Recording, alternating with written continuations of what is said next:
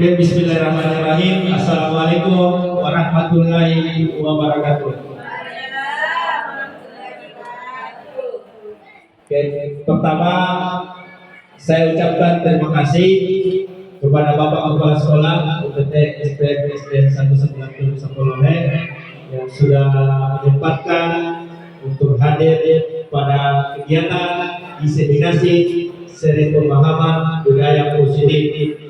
Dan tak lupa juga saya ucapkan terima kasih kepada rekan-rekan guru dan tenaga kependidikan UPT SDN SDN 190 Sapolone. Pertama, mari saya mengajak senantiasa memanjatkan puji syukur atas kehadiran Allah Subhanahu wa taala, karena alhamdulillah kita semua masih diberikan kesehatan, umur panjang, kesempatan untuk hadir pada kegiatan diseminasi seri pemahaman budaya positif di UPT SDN 190.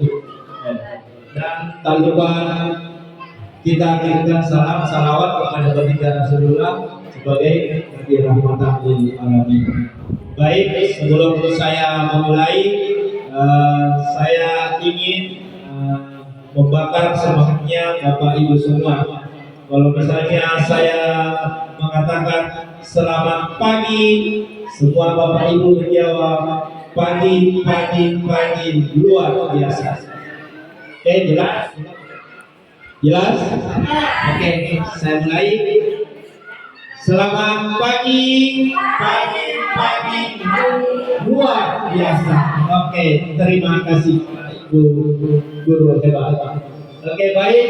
Pada pagi hari ini saya akan membawakan aksi berbagi, yaitu diseminasi seri pemahaman budaya positif bersama saya Reza Munawir, calon guru penggerak angkatan 10 Kabupaten Bulukumba. Oke, baik. Sebelum saya mulai, saya ingin bertanya dulu kepada Bapak Ibu. Sesuai pengetahuan Bapak Ibu, sudah pernah dengar budaya positif? Belum pernah? Ya, belum. Oke, jadi saya mau bertanya lagi. Menurut pemahaman Ibu, apa itu budaya positif? Apa itu budaya? Kebiasaan, betul. Budaya itu kebiasaan, ya. Kebiasaan suatu bisa dari individunya, kelompok masyarakatnya. Kemudian positif, baik, betul.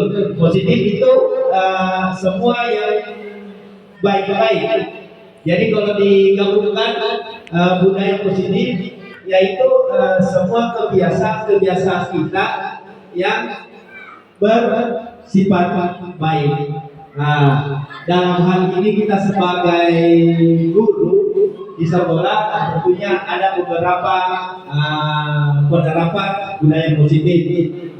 Oke, baik, saya lanjutkan. Koneksi antara materi dengan budaya positif. Modul 1.1 refleksi filosofis pendidikan nasional menurut Ki Hajar Dewantara. Filosofi Ki Hajar, dia mengatakan menjalankan budaya positif di sekolah merupakan upaya pencapaian tujuan pendidikan nasional sesuai filosofi Ki Hajar Dewantara, pendidikan yang berpihak kepada murid, bersifat penutur, tumbuh kembangkan kodrat pada murid. Kemudian modul 1.2 nilai-nilai dan peran guru penggerak. Di sini dengan memiliki nilai guru penggerak, maka seorang guru dapat dengan mudah mewujudkan budaya positif di sekolah. Para guru penggerak sebagai motor dalam mendorong kolaborasi dan pembentukan keyakinan kelas yang akan dijalankan. Kemudian modul 1.3 yaitu visi guru penggerak. Di sini budaya positif merupakan salah satu perubahan yang menjadi visi guru penggerak dalam mewujudkan lingkungan yang nyaman, aman, dan berpihak pada murid. Kemudian yang diwujudkan melalui prakarsa perubahan sebagaimana filosofi Ki Hajar Dewantara dan profil pelajar Pancasila. Selanjutnya di sini ada beberapa topik yang akan saya sampaikan. Ada 6. Yang pertama, disiplin positif dan nilai-nilai kebajikan universal. Kemudian yang kedua, teori motivasi, hukuman dan penghargaan restitusi. Yang ketiga, keyakinan kelas. Yang keempat, kebutuhan dasar manusia dan dunia berkualitas. Kemudian yang kelima, restitusi 5 posisi kontrol. Kemudian yang keenam, restitusi segitiga restitusi. Untuk sampai di sini saya mempersilakan kepada Bapak Kepala Sekolah jika sekiranya ada sedikit sepatah kata mengenai penerapan budaya positif di sekolah kita. Kepada Bapak saya persilakan.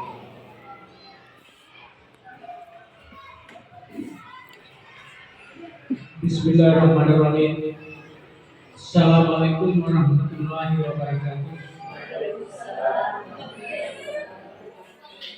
Alhamdulillahirabbil alamin.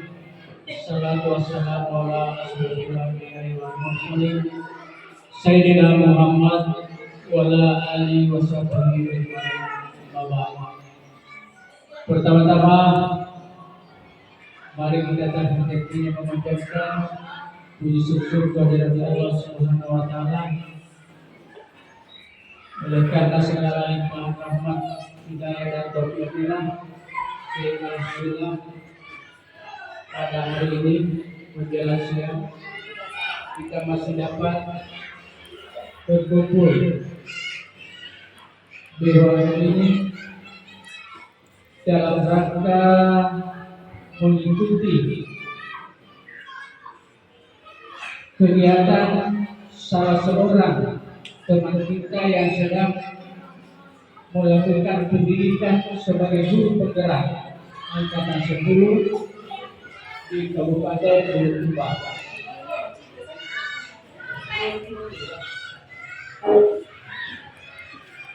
Dan tanpa pula kita mengirimkan salam dan salawat kepada junjungan Nabi besar kita Muhammad Sallallahu Alaihi Wasallam, Nabi sebagai rahmat lil alamin.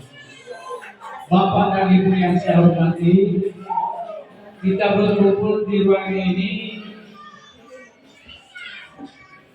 adalah salah satu tujuan untuk mengikuti kegiatan yang diselenggarakan teman kita, yaitu Bapak Desa Munawir SPEPD yang sedang melaksanakan atau mengikuti pendidikan sebagai guru penggerak angkatan 10. Mudah-mudahan segala tugas atau kegiatan yang dilakukan dapat berjalan dengan lancar, sukses, apa yang kita harapkan bersama. Bapak dan Ibu yang saya hormati, teman kita ini mengikuti pendidikan sekitar 6 bulan lamanya. Mudah-mudahan kegiatan-kegiatan yang dilakukan atau tugas-tugas yang dilakukan yang dilaksanakan dapat berjalan dengan lancar dan sukses. Selanjutnya, adapun topik yang dibahas atau yang dipaparkan sebagai Bapak Desmond, yaitu masalah intimidasi, sharing pemahaman budaya positif atau aksi berbagi Jadi maksudnya ini budaya positif yang kita akan lakukan atau yang kita akan laksanakan di sekolah ini. Jadi tadi pagi pada salah satu contoh Bapak dan Ibu, tadi pagi saya lihat teman kita sudah berdiri di dalam yang berbahan menjepit kita sebelum masuk.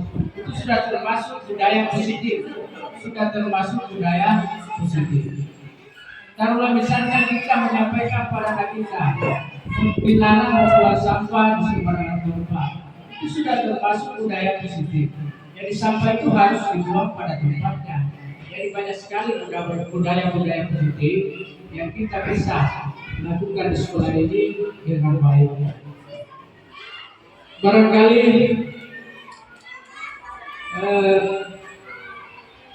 itu sekedar penyampaian dari kami. Mudah-mudahan kegiatan yang dilakukan dalam kita pada hari ini dapat bergerak dengan lancar dan sukses apa yang kita harapkan bersama.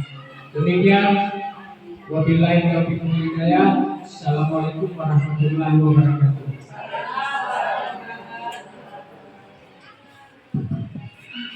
Terima kasih atas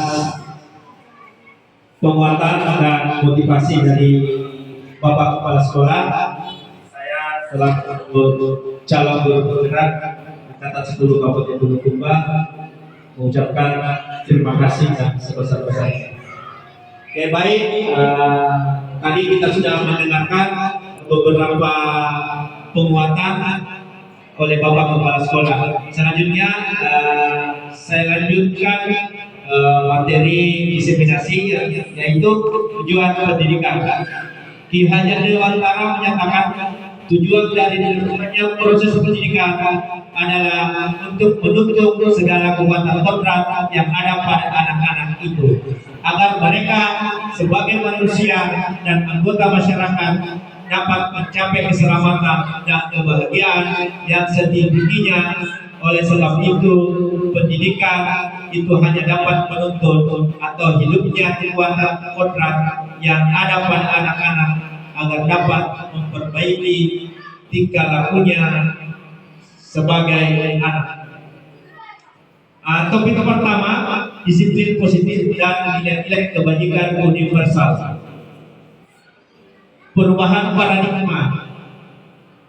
Cobalah buka. Ada gambar tangan di kepala, ada A dan B, Anda dan teman Anda. Ambillah secari kertas kecil, tuliskan benda atau sesuatu yang sangat berharga untuk Anda. Letakkan di salah satu tangan Anda dan genggam benda tersebut dengan segala daya dalam sebuah kepala. Apa yang terjadi? Teman Anda akan mencoba dengan sekuat tenaga dengan berbagai cara untuk meminta Anda memberikan benda tersebut. Teman Anda bisa membujuk, mengancam, menghardik, merayu, menyuap, atau apa saja agar dapat membuka kepala tangan Anda. Perubahan paradigma, miskonsepsi tentang teori kontrol. Ilusi guru mengontrol murid. Pada dasarnya kita dapat memaksa murid untuk berbuat sesuatu jika murid tersebut memilih untuk tidak melakukannya. Kalau murid tersebut melakukannya, sejatinya karena murid itu mengizinkan untuk dikontrol, yang karenanya menjadi kebutuhan dasar yang dipilih murid tersebut.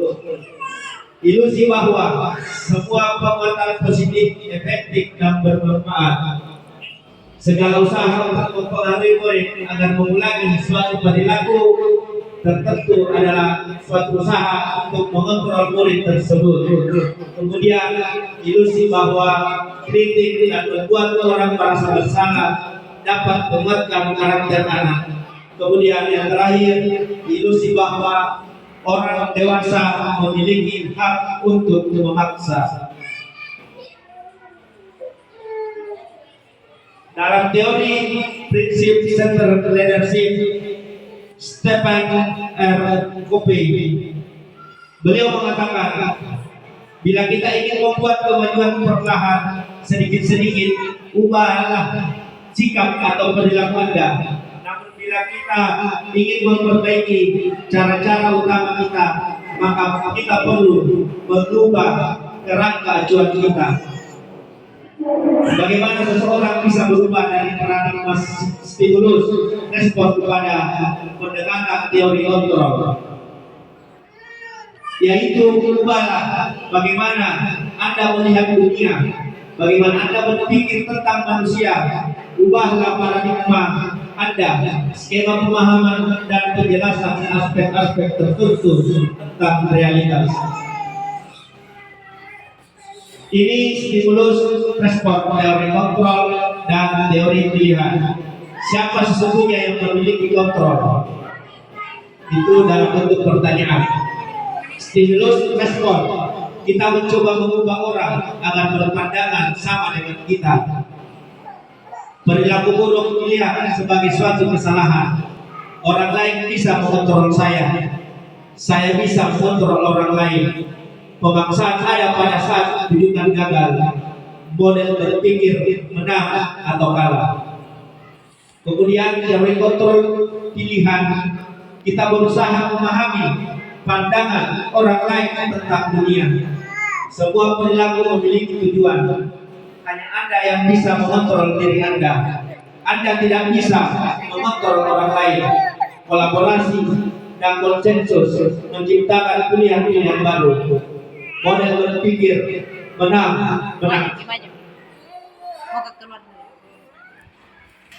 Makna kata disiplin. Belajar tentang disiplin positif tidak harus dengan memberikan hukuman. Justru itu adalah salah satu alternatif terakhir dalam perlu tidak digunakan sama sekali. Perlu saya ingatkan di sini mengenai hukuman. Ini zaman sekarang dengan zaman orang dulu itu sudah berbeda ya, Bapak Ibu. Kalau guru-guru zaman dahulu itu masih memakai tindakan kekerasan, masih sering menghukum anak-anak dengan kekerasan fisik dalam bentuk hukuman memukul jika siswa tersebut melanggar aturan.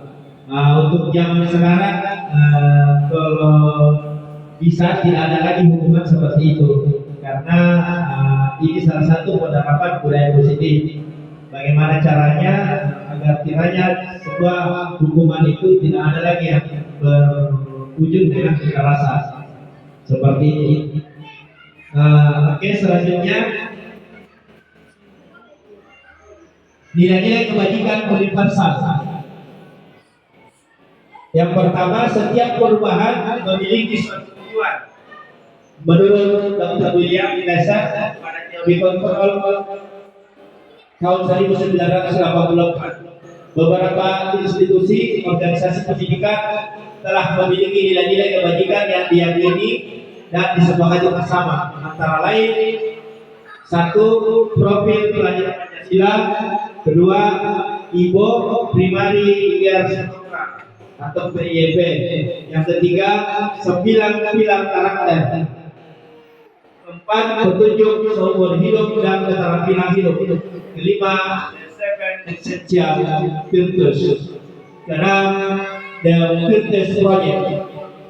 Nilai-nilai kebajikan yang diinginkan untuk mencapai oleh seluruh anak Indonesia adalah sebagaimana yang termaktub dalam dimensi profil pelajar Pancasila. Yang pertama, beriman, bertakwa kepada Tuhan Yang Maha Esa, dan berakhlak mulia. Kemudian yang kedua, mandiri. Yang ketiga, bernalar kritis. Yang keempat, beribadah global. Yang kelima, bergotong royong. Yang keenam, kreatif. Inilah 6 nilai-nilai kebajikan yang ingin dicapai oleh seluruh anak Indonesia sebagaimana tercantum ke dalam dimensi profil pelajar Pancasila. sesuai dalam pengembangan konsep kurikulum Merdeka. Selanjutnya kita bergeser ke topik 2, teori motivasi, hukuman, dan penghargaan restitusi. Teori motivasi perilaku manusia yang pertama, untuk menghindari ketidaknyamanan atau hukuman. Pertanyaannya, apa yang akan terjadi apabila saya tidak melakukannya? Itu motivasi eksternal. Kemudian yang kedua, untuk mendapatkan imbalan atau penghargaan dari orang lain. Pertanyaannya, apa yang akan saya dapatkan apabila saya melakukannya? Motivasi eksternal. Kemudian yang ketiga, untuk menjadi orang yang mereka inginkan dan menghargai diri sendiri dengan nilai-nilai yang mereka percaya. Pertanyaannya, saya akan menjadi orang yang seperti apabila saya melakukannya. Itu motivasi eksternal, tujuan disiplin positif. Kemudian dihukum oleh penghargaan, bahwa penghargaan berlaku sama dengan hukuman, dalam artian bahwa meminta atau membujuk seseorang melakukan sesuatu untuk memenuhi suatu tujuan tertentu, dan orang yang meminta atau membujuk dorongannya eksternal, dan akan ada faktor ketergantungan. Beberapa dampak dari pemberian penghargaan menurut Ipicon tahun 1993. Satu, pengaruh jangka pendek dan jangka panjang. Kedua, penghargaan tidak efektif. Ketiga, penghargaan merusak hubungan. Keempat, penghargaan mengurangi ketepatan. Kelima, penghargaan menurunkan kualitas. Keenam, penghargaan mematikan kreativitas. Ketujuh, penghargaan menghukum. Kedelapan, penghargaan mengurangi motivasi dari dalam diri, intrinsik. Kemudian pengakuan atau apresiasi kebajikan. Bentuk program kebajikan apresiasi. Dalam memberikan apresiasi pengakuan perlu diingat beberapa hal. Satu, beri pengakuan secara khusus, beri pengakuan secara pribadi, beri pengakuan kepada semua murid bergantian, beri pengakuan secara konsisten, fokus pada proses. Contoh pengakuan atau apresiasi kebajikan, pembuka. Kemarin saya perhatikan nilai kebajikan, rasa empatimu besar sekali. Situasi pada saat menolong murid di kelas itu. Kemudian saya menghargai nilai kebajikan, kepedulianmu, situasi pada saat kamu membantu teman-temanmu dalam tugas kelompok. Kemudian contoh yang ketiga, terima kasih untuk nilai kebajikan, rasa tanggung jawabmu, situasi pada saat kamu memungut kertas-kertas yang berserakan di lantai. Kemudian tindakan berupa hukuman atau konsekuensi. Mencatat 100 kali di dalam buku kalimat, saya tidak akan terlambat lagi karena terlambat ke sekolah. Hukuman konsekuensi dia dalam bentuk hukuman. Kemudian lari mengelilingi lapangan basket 2 kali karena terlambat hadir di sekolah. Nah, ini juga dalam bentuk hukuman. Kemudian yang ketiga, murid diminta untuk push up 15 kali karena tidak menggunakan masker ke sekolah. Ini juga dalam bentuk hukuman. Kemudian menggantikan kertas yang tugas teman yang telah dicoret-coret. Ini konsekuensi. Membersihkan tumpahan air di meja tulis karena tersenggol pada saat belajar. Konsekuensi, murid disuruh tidak mengenakan sepatu seharian di sekolah karena tidak menggunakan sepatu hitam. Ini juga dalam bentuk hukuman. Lari mengelilingi lapangan basket 2 kali karena terlambat 10 menit untuk pelajaran PJK, itu konsekuensi. Kemudian di sini saya paparkan perbedaan hukuman dengan konsekuensi. Hukuman sesuatu yang menyakitkan harus terjadi. Konsekuensinya sesuatu harus terjadi. Kemudian membuat anak sakit fisik maupun hati untuk jangka waktu lama. Konsekuensi membuat anak merasa tidak nyaman dalam jangka waktu pendek. Kemudian anak membenci kedisiplinan. Konsekuensi anak menghargai disiplin. Kemudian paksaan, konsekuensi stimulus tanggapan. Kemudian mendorong anak menyakiti diri sendiri. Konsekuensi mendorong anak agar mudah menyesuaikan diri. Kemudian konsep diri yang buruk. Konsekuensi konsep diri yang baik. Anak belajar untuk menyembunyikan kesalahan. Anak belajar untuk mematuhi peraturan. Marah, rasa bersalah, dipermalukan, merasa tak dihargai. Konsekuensi kehilangan hak, dibuat tidak nyaman, diasingkan untuk sementara. Time out. Apa itu restitusi? Ada Bapak Ibu yang tahu apa itu restitusi? Ya, betul. Restitusi itu proses menciptakan kondisi bagi murid untuk memperbaiki kesalahan mereka.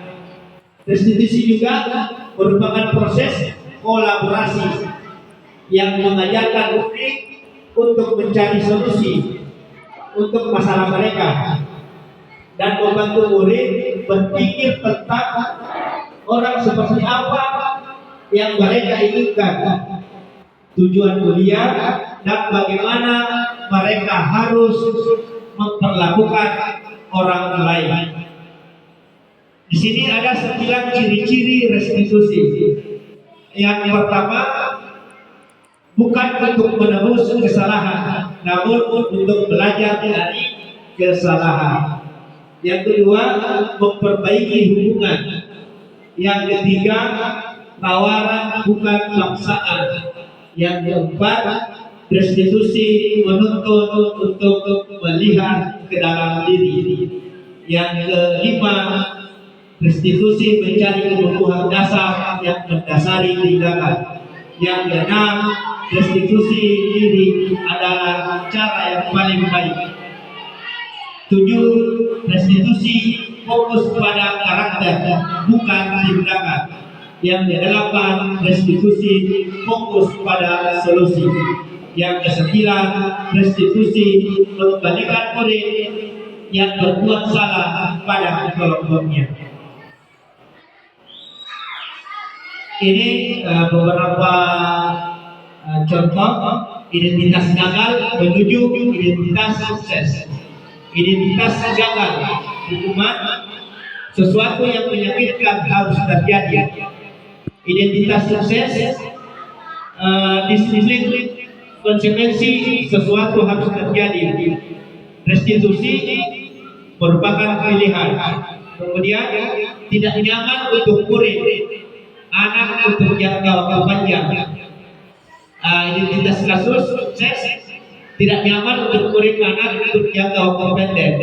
Menguatkan untuk murid, anak dalam jangka waktu yang panjang. Perilaku pasif agresif meningkat. Identitas suksesnya penguatan hanya bertahap dalam jangka waktu pendek.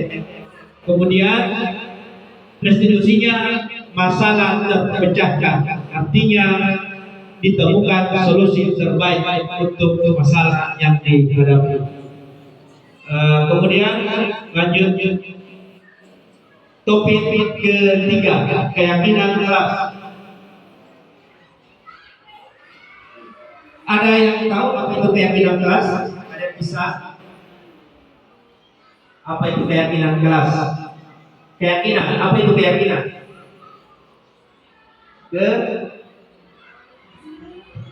Kesepakatan, kepercayaan. Nah, keyakinan kelas itu sama halnya dengan peraturan. Contoh di sekolah kita ini ada peraturan sekolah, tata tertib sekolah yang harus dipatuhi. Nah, untuk keyakinan kelas, itu kesepakatan kelas yang diserapkan antara guru dengan siswa. Baik, mengapa tidak peraturan saja? Mengapa harus keyakinan kelas? Ini pertanyaannya. Mengapa kita memiliki peraturan-peraturan? Jawabannya harus menggunakan helm bila mengendarai kendaraan roda 2. Nah, itu bentuk pertanyaannya. Kemudian 3M, menggunakan masker, mencuci tangan, dan menjaga jarak. Harus datang tepat waktu pada saat mengikuti pelatihan. Untuk mendukung motivasi intrinsik kembali ke nilai-nilai keyakinan untuk lebih menggerakkan seseorang dibanding mengikuti serangkaian peraturan. Nah, budaya positif, lingkungan positif, keyakinan kelas, peraturan kelas. Dilihat gambar yang mana merupakan keyakinan kelas. Mengapa? Nah, ini pertanyaan. Nah, ini contoh TK Dharma Wanita Persatuan Saja. Kesepakatan kelas, datang tepat waktu, mengucapkan salam, menjaga kebersihan sekolah, menjaga kebersihan kelas, berdoa sebelum dan sesudah pelajaran, aktif dalam pembelajaran. Kesepakatan kelas, A. Kami guru dan murid yang saling menyayangi. B. Kami murid yang semangat belajar. C. Kami murid yang peduli dengan teman-teman. D. Perbedaan peraturan dengan keyakinan kelas. Peraturan selalu kembalikan buku ke tempatnya. Keyakinan kelas tanggung jawab. Artinya peraturannya selalu kembalikan buku tempatnya. Keyakinan kelas dalam segi budaya positifnya tanggung jawab. Kemudian dilarang mengganggu orang lain. Keyakinan kelasnya itu menghormati orang lain. Yang kemudian hadir di sekolah 15 menit sebelum pembelajaran dimulai. Keyakinan kelasnya menghormati orang lain dan berkomitmen. Nah, itu keyakinan kelasnya dalam segi positifnya. Kemudian dilarang melakukan kekerasan. Keyakinan kelasnya keselamatan, menghormati orang lain. Kemudian dilarang menggunakan narkoba. Keyakinan kelasnya kesehatan. Bergantian atau menunggu giliran. Keyakinan kelasnya menghormati orang lain, lebih bersabar. Gunakan masker. Keyakinan kelas kesehatan, keselamatan. Jangan berlari di kelas atau koridor. Keyakinan kelasnya keselamatan dan keamanan. Jadi inilah perbedaan dari segi peraturan dan keyakinan kelas. Jadi keyakinan kelasnya itu semua yang positif. Jadi di keyakinan kelas itu tidak ada lagi bilang dilarang, tidak boleh, tidak memakai lagi kata-kata seperti itu. Jadi kita ambil positifnya, kata-kata yang positifnya saja. Oke, selanjutnya topik 4, kebutuhan dasar manusia dan dunia berkualitas. 5 kebutuhan dasar manusia: penguasaan, kasih sayang dan rasa diterima, kebebasan, kesenangan, bertahan hidup. Seluruh tindakan manusia memiliki tujuan tertentu. Segala hal yang kita lakukan adalah usaha terbaik untuk mendapatkan apa yang kita inginkan. Ketika mendapatkan apa yang kita inginkan, sejatinya saat itu kita sedang mematuhi suatu atau lebih dari kebutuhan dasar kita. Dunia berkualitas. Apa itu dunia berkualitas? Nah, dunia berkualitas itu tempat khusus dalam pikiran seseorang, tempat menyimpan gambaran representasi dari semua yang diinginkan atau yang kita impikan. Siapakah orang-orang yang paling penting dalam hidup Anda? Kira-kira siapa yang paling terpenting dalam hidup Anda? Keluarga, anak, siswa, murid kita, nah, itu semua ya orang-orang penting dalam hidup Anda. Orang tua juga semua. Nilai-nilai kebajikan apa yang terpenting dalam hidup Anda? Nah, apa kira-kira nilai-nilai kebajikan yang penting dalam hidup Anda? Semua yang berkaitan dengan kegiatan kita yang bersifat positif, untuk itulah nilai-nilai kebajikannya. Kemudian kalau Anda menjadi orang yang ideal, karakter atau sifat apa yang Anda paling inginkan pada diri Anda? Itu semua. Kemudian apa pencapaian Anda yang Anda sangat banggakan? Apa pekerjaan yang ideal bagi Anda? Seorang guru yang menuntut anak murid, yang menginginkan anak muridnya menjadi berprestasi dan memiliki karakter terbaik. Kemudian ceritakan bagian perjalanan hidup Anda di mana Anda merasa sulit. Itulah titik puncak hidup Anda. Apa yang paling bermakna dalam hidup Anda? Tentunya dalam konteks pendidikan sebagai tugas kita sebagai guru itu menuntut anak menjadi anak yang berprestasi, memiliki karakter baik dan berdimensi profil pelajar Pancasila. Selanjutnya kita ke topik 5. Jadi masih ada 2 topik. Restitusi 5 kontrol, posisi kontrol. Sampai di sini ada pertanyaan Bapak Ibu? Ada yang ingin bertanya? Ibu Andi Risma? Oke, silakan Bu. Kamera.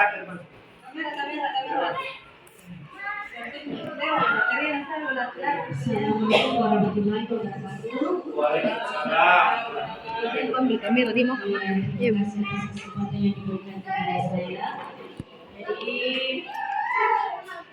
sebelumnya saya ingin bertanya tentang topik sebelumnya ya tentang dampak pemberian ya penghargaan, ada pemberian penghargaan.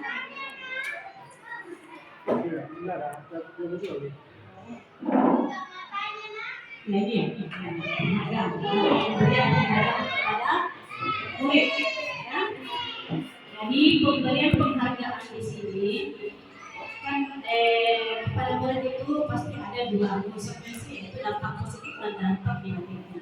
Dari dampak positifnya pasti kalau kita memberikan penghargaan kepada murid pasti akan meningkatkan minat aplikasinya untuk lebih giat belajar. Tapi di balik itu semua pasti ada dampak negatifnya. Yang ada dampak negatifnya yaitu anak terus selalu ingin meminta imbalan, selalu mengharapkan imbalan apapun ya. Jadi pertanyaan saya di sini Pak, bagaimana cara seorang guru dalam meningkatkan motivasi siswa selain dari memberikan penghargaan kepada murid? Terima kasih. Assalamualaikum warahmatullahi wabarakatuh. Oke, baik, pertanyaan yang sangat luar biasa dari Ibu Andi Risma SPD. Terima kasih Bu atas pertanyaan yang diajukan terkait bagaimana seorang guru meningkatkan motivasi siswa dalam hal belajarnya dari di luar dari penghargaan. Oke, jadi di sini kan peran kita sebagai guru, bagaimana kita memberikan teladan contoh kepada anak-anak kita, sebagaimana penerapan filosofi IHD bahwa tugas guru yaitu menuntut anak untuk mencapai kebebasannya, kesuksesannya. Jadi di sini guru dapat menerapkan beberapa penerapan budaya positif, yaitu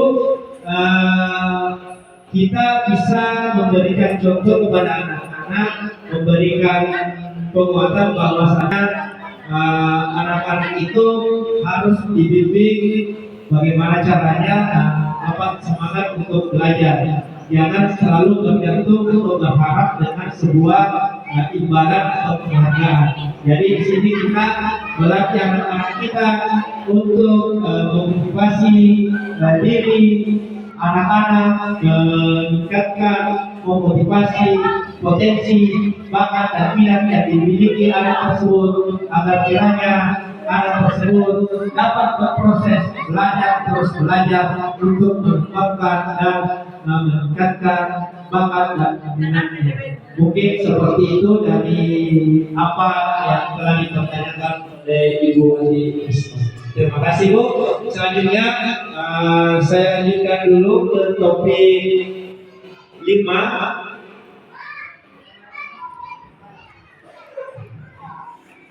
yaitu restitusi. 5 posisi kontrol. 5 posisi kontrol. Pernah dengar sebelumnya posisi kontrol? Nah, ini dia posisi kontrol. Posisi kontrol itu ada pada guru atau pada anak?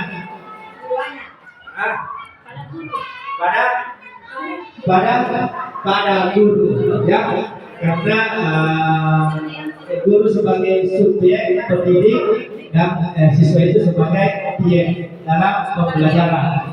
Nah, inilah 5 posisi kontrol. Yang pertama, penghukum. Yang kedua, pembuat rasa bersalah. Yang ketiga, teman. Yang keempat, pemantau. Yang kelima, manajer. Nah, ini posisi kontrol seorang guru. Penghukum, kemungkinan murid marah dan mendendam atau bersifat agresif. Ini untuk penghukum. Pembuat merasa bersalah. Murid akan merasa bersalah. Murid tertekan. Seperti inilah yang tiba-tiba bisa meletus amarahnya dan bisa menyakiti sendiri atau orang lain. Kemudian posisi kontrol guru sebagai teman, murid akan merasa senang dan akrab sebagai dampak yang positif. Hanya saja di sisi positifnya, sisi negatifnya, murid menjadi tergantung pada guru tersebut. Bila ada masalah, dia merasa bisa mengandalkan guru tersebut untuk membantunya. Kemudian yang keempat, posisi kontrol seorang guru sebagai pemantau. Murid memahami konsekuensi yang harus dijalankan karena telah melanggar satu peraturan sekolah. Kemudian yang terakhir, posisi kontrol seorang guru sebagai manajer. Posisi di mana guru berbuat sesuatu bersama dengan murid, mempersilahkan murid, mempertanggungjawabkan, menuntut murid agar dapat menemukan solusi atas permasalahannya sendiri, serta mendorong murid untuk menjadi manajer bagi dirinya. Perbandingan posisi kontrol, motivasi, identitas gagal, identitas sukses, identitas berhasil, menghindari hukuman, mengharapkan imbalan, ketergantungan pada orang lain, menghargai diri sendiri. Untuk penghukum, guru berbuat menghardik atau menunjuk atau menyakiti menyindir. Ini salah satu contoh proses posisi kontrol sebagai penghukum. Terkadang guru itu biasa tunjuki siswa, hardik seperti itu. Nah itu. Kemudian membuat orang merasa bersalah. Di sini guru berceramah dan mengatakan seharusnya ibu kecewa memberikan nasihat. Nah, itu sebagai membuat orang merasa bersalah. Kemudian posisi kontrol sebagai teman membudidayakan atau membuatkan alasan-alasan untuk muridnya. Jadi kita salingkan, dicarikan alasan-alasan yang terbaik untuk murid terkait masalah yang dihadapi. Kemudian sebagai pemantau menghitung dan mengukur keterkaitan masalah yang dialami oleh anak. Kemudian manajer mengajukan pertanyaan-pertanyaan yang sifatnya positif dalam kaitannya masalah yang dihadapi. Selanjutnya pernyataan siapa yang mengatakan. Ini salah satu contoh. Saya kecewa sekali dengan kamu. Ya, ini salah satu bentuk kalimat yang bisa kita sampaikan kepada siswa yang menghadapi sebuah masalah. Saya kecewa sekali dengan kamu, supaya hal tersebut ada rasa bersaksi. Kemudian kamu tidak pernah dengar melakukannya. Ayolah lakukan demi ibu bapak. Nah, ini seperti motivasi untuk anak.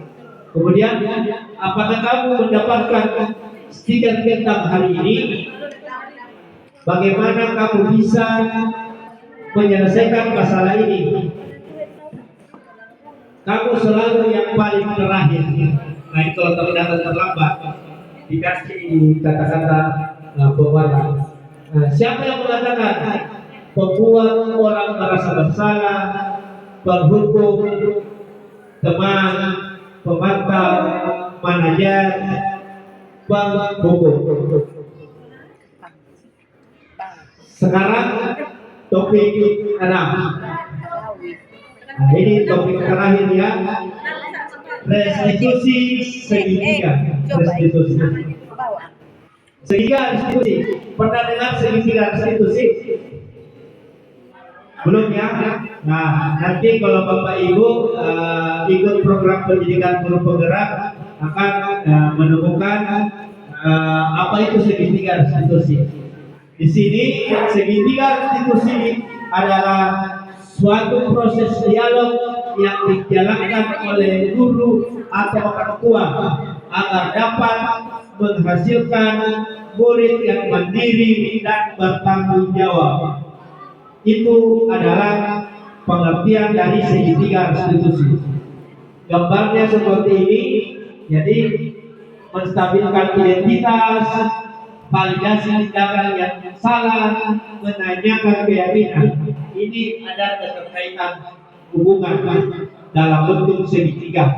Makanya disebut segitiga restitusi. Jadi ketiga indikator segitiga restitusi ini saling berkaitan. Kalimat-kalimat dasar dalam mempraktikkan segitiga restitusi. Yang pertama, menstabilkan identitas. Setiap orang pasti pernah melakukan kesalahan. Nah, itu salah satu contoh yang bisa kita sampaikan kepada siswa. Kemudian, kamu bukan satu-satunya yang pernah melakukan ini. Nah, itu salah satu contoh kalimat yang bisa kita sampaikan ke tahap indikator menstabilkan identitas. Kemudian yang kedua, validasi tindakan yang salah. Kalimat yang bisa digunakan, kamu tentu punya alasan mengapa melakukan ini. Kemudian ada cara yang lebih efektif untuk mendapatkan apa yang kamu butuhkan. Kemudian yang ketiga, menanyakan keyakinan. Keyakinan kelas apa yang telah kita sepakati. Kemudian kamu ingin menjadi orang yang seperti apa? Itulah beberapa contoh kalimat yang bisa kita gunakan dalam indikator menanyakan keyakinan. Selanjutnya, untuk membuat anak yang merasa gagal karena berbuat salah menjadi positif terhadap dirinya, menstabilkan identitas. Guru berkata, berbuat salah itu hal yang manusiawi. Tidak ada manusia yang sempurna. Bapak Ibu juga buat salah. Kita pasti bisa menyelesaikan permasalahan ini. Bapak Ibu tidak tertarik untuk mencari tahu siapa yang benar, siapa yang salah. Bapak Ibu lebih tertarik untuk menyelesaikan masalah tersebut. Kalau kamu menyalahkan dirimu sendiri terus menerus, apakah kamu bersikap baik pada dirimu sendiri? Inilah beberapa kalimat untuk menstabilkan identitas yang dapat digunakan oleh guru. Kemudian yang kedua, validasi kebutuhan atau tindakan yang salah. Membantu murid mengenali basic kebutuhan dasar yang ingin dipenuhi ketika melakukan kesalahan itu.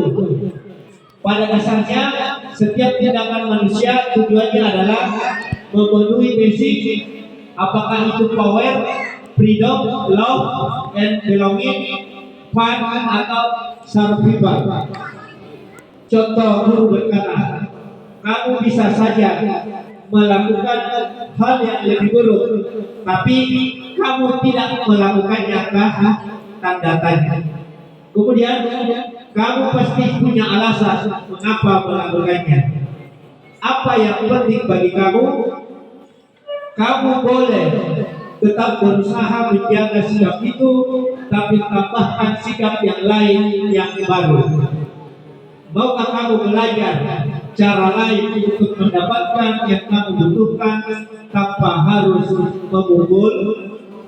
Apakah kamu bisa melakukan dengan lebih baik besok? Itulah beberapa contoh kalimat atau perkataan yang bisa digunakan oleh guru. Kemudian yang ketiga, menanyakan keyakinan.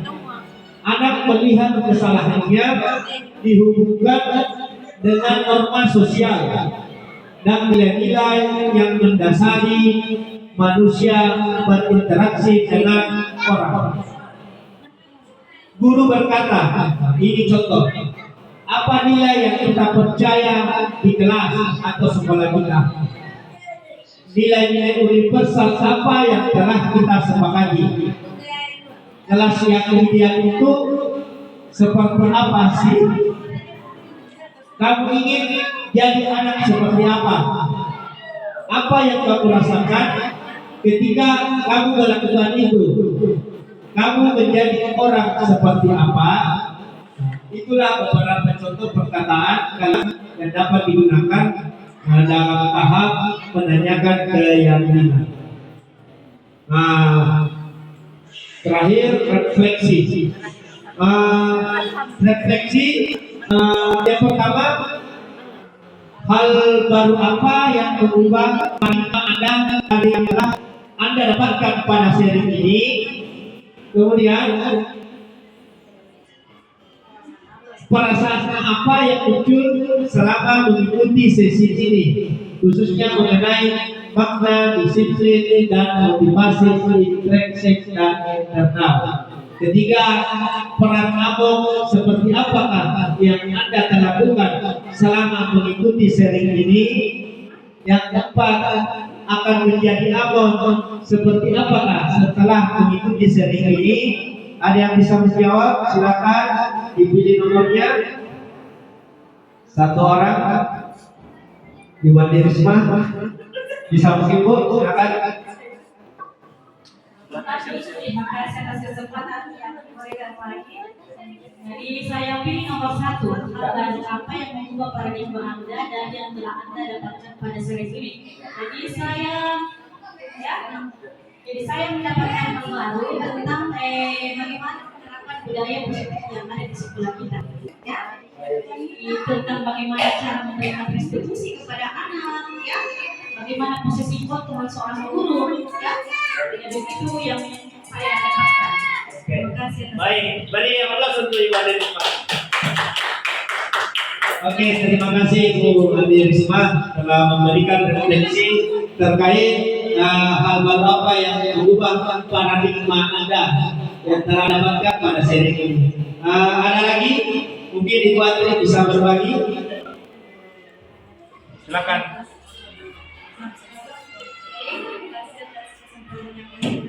Mungkin kembali lagi nomor satu. Ya, silakan. Apa yang menurut paradigma Anda? Kalau baru apa yang menurut paradigma Anda? Yang adalah Anda dapatkan pada seri ini. Saya rasa seri ini sangat bermanfaat bagi guru yang lainnya karena di sini kita bisa berbagi seperti apa sisi positif itu sendiri sehingga mungkin kita bagi guru di sini bisa belajar di sekolah. Oke, baik, beri aplaus untuk Ibu Ade.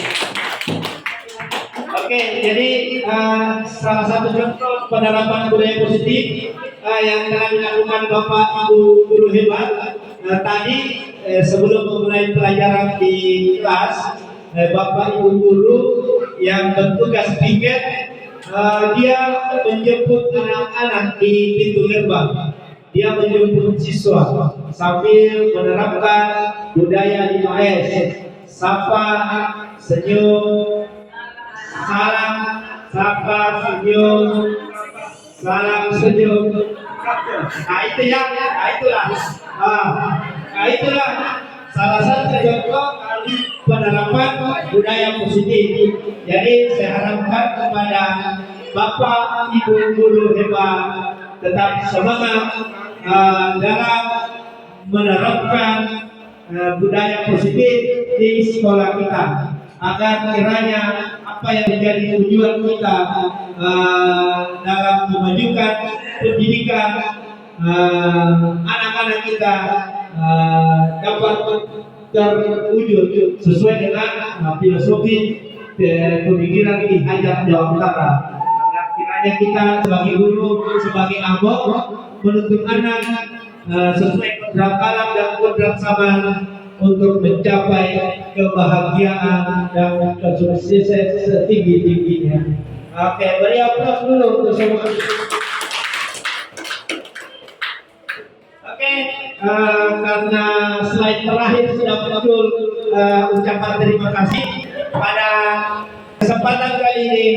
Sebelum saya mengakhiri, saya mengucapkan terima kasih yang setinggi-tingginya kepada Bapak Ibu guru hebat yang telah mengikuti kegiatan aksi berbagi diseminasi seri pemahaman budaya positif di UPT STN 197 Sapolongan. Semoga kita semua senantiasa diberikan kesehatan, keselamatan, kesuksesan. Sekian dan saya akhiri, wabillahi taufiq wal hidayah. Wassalamualaikum warahmatullahi wabarakatuh. Foto dari Jepang.